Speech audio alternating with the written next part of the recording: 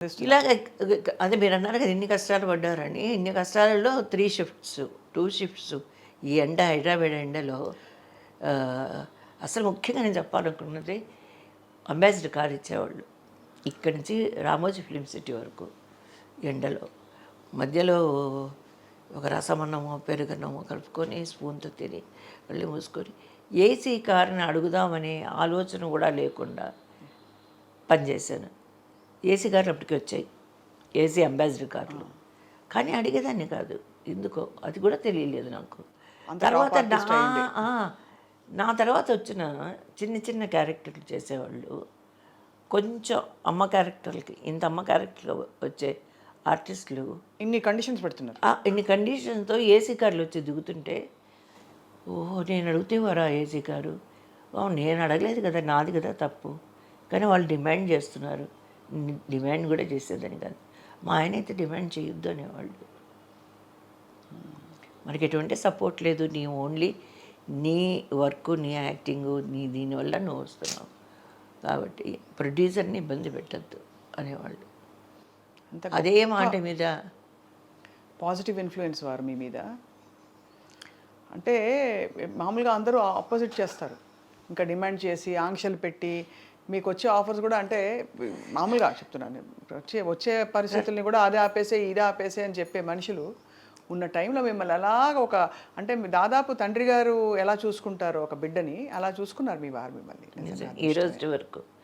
అలాగే ఒక్కొక్కసారి డబ్బులు కూడా ఎంత ఇచ్చేవాళ్ళు ఇంత ఇచ్చేవాళ్ళు.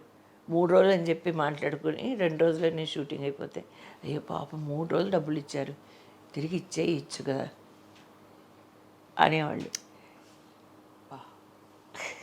ఎవరుంటారండి, ఎవరుంటారు అసలు. నేను అన్నాను, నేను ఒక్కోసారి కోపం వచ్చింది నాకు. నేను ఇంత కష్టపడ్డాను 3 రోజులకనే కదా నేను మాట్లాడుకున్నాను, ఏం పర్వాలేదులే, మనం ఇదే 4 రోజులు చేస్తే ఒకరోజు డబ్బులు ఎక్స్ట్రా ఇస్తారా, ఇవ్వరు కదా అనేది. ఒకసారి కృష్ణ గారి డైరెక్షను, గోపి మేనేజరు, అలర్జీ వచ్చింది నాకు, ఏదో ఫుడ్ అలర్జీ వచ్చింది, చేతులంతా వాచిపోయాయి, నా వల్ల కావడం లేదు. ఆ అబ్బాయి వచ్చి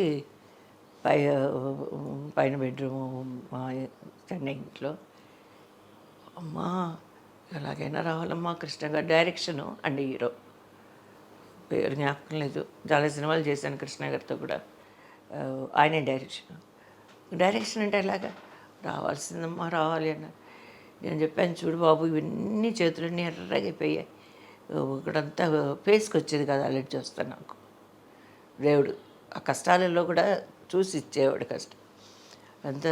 అంటే ఉండదు కనికిరం అనేది సినిమా వీడిలో అది ఉండదు, ఎందుకంటే వర్క్ ఇంపార్టెంట్. వర్క్ షిఫ్ట్ అవ్వాలి, ఇంత పెద్ద ప్రొడక్షన్ తర్వాత ఏంటంటే ఇంతమంది ఆర్టిస్టులు, ఇంతమంది టెక్నీషియన్స్, పైగా డేట్స్. పెద్దవాళ్ళ దగ్గర ప్రాబ్లం ఏంటంటే డేట్స్ పోతే మళ్ళీ రావు, కాంబినేషన్ దొరకదు. అప్పుడైతే ఎంతెంతమంది ఆర్టిస్టులు ఉండేవాళ్ళం, 10-15 మంది ఆర్టిస్టులు ఉండేవాళ్ళం, కాంబినేషన్ దొరకదు. అంటే అప్పుడు వెళ్ళి అలా కార్లో కూర్చున్నా, ఫ్లైట్ టికెట్ దొరకలేదు, క్యాన్సిల్ అయితే మళ్ళీ ఇంటికి వచ్చి రెస్ట్ తీసుకున్న రోజు. నెక్స్ట్ డే మార్నింగ్ సరే అని అనుకోరు కదా, ఇప్పుడు టికెట్ దొరకలేదు క్యాన్సిల్ అయింది, కానీ అనుకుంట్లో లేదు ఈరోజు రెస్ట్ ఇద్దాం అని అయితే అనుకోరు. అది తీసుకెళ్ళారు, ఎయిర్పోర్ట్కి తీసుకెళ్ళారు, కూర్చున్నాను. ఆ తర్వాత టికెట్ దొరకలేదు, వచ్చాను ఇంట్లో రెస్ట్ తీసుకున్నా, మరుసటి రోజు వెళ్ళిపోయాను. అలా ఎన్ని సందర్భాలు. పర్సనల్గా అయితే పాప పుట్టాక పాపను చూడడం ఒకతే పాప కదా ఒకే పాప. విజయ్ గారు అదే చెప్తున్నాను, అందరూ ఆర్టిస్టులు, నా కో ఆర్టిస్టులు గిరిబాబు గారు కానీ, కోట గారు, వీళ్ళందరూ, మారుతిరావు గారు, వీళ్ళందరూ శ్రేయబులేషులు. నాకు ఆర్టిస్టులు అని చెప్పేదానికన్నా నా సొంత ఫ్యామిలీ మెంబర్స్. అలాగే నేను వాళ్ళ మధ్య నేను వర్క్ చేశాను. అందరూ హీరోస్ అయితేనేమి, రాజేంద్ర ప్రసాద్ గారు, బాలయ్య బాబు ఎంత బాగా చూసుకునేవాడు అసలు. నేను అందరూ నాకు ఇప్పుడు కొత్తగా అనిపించదు. ఇప్పుడు సెట్స్కి వెళ్తే సుమారు 1000 పైకి పైగా అయిపోయాయి మీది. అన్ని భాషలు చూసుకుంటే 1200 పైన దాటింది నంబరు. అందరూ తెలుసు మీకు అన్ని భాషల్లో. అవును, అందరూ తెలుసు, అందరితో చేశారు. కానీ మీ ఇప్పుడు ఎలా ఉంది జీవితం మీకు? అంటే ఇప్పుడు మీరు బోల్డంత అంటే అత్యంత కోటీశ్వరులు మీరు అని అంటుంటారు. మీరే అన్నారు ఇప్పుడు వచ్చిన ఇన్కమ్తో నేను అంత అలా వచ్చి పడ్డాయి ఆఫర్లని. సో ఈ డబ్బులు కూడబెట్టి మీకు కోరికలు కూడా లేవన్నారు పెద్దగా, చీరలు నగలు? ఏమీ లేదు, అది కూడా మా వారే సంవత్సరానికి ఇది నువ్వు ఇంత కొనాలి బంగారు అంటే అలా కొనేదాన్ని. అది కూడా డిక్లేర్ చేసేవారు.